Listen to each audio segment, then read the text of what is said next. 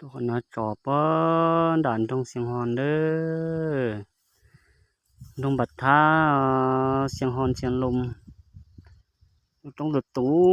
ตีเจ็ดเต้ชายแดนไทยลาวเด้อแต่สินะกุญญาโปเป็ดจงเฮาจงดับเปว่าเนาะจงไปปินกันเก่าบ่เป็นเนาะไทยจอดตัวหมู่เด้อกูมาหมดตู้เลยเจตัวนี้จะได้ต้องใช้ให้ลงลิจา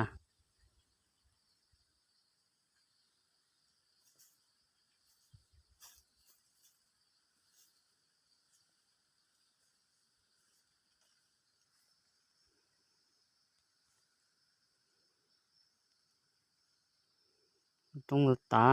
ตีเจต้องเจ็ดเต้นึง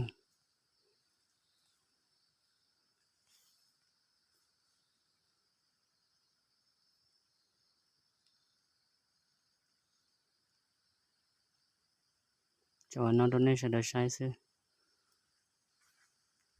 ว่าฟ้าชัวเท่าจีปอจังเนอละใช้ก็เด้อปุ่นจ่ายว่าปลาไฟปลาเต๋าว่าน้ำเมาเด้อปลาไฟปลาเต๋านะได้น้ำหมอละหมูนะ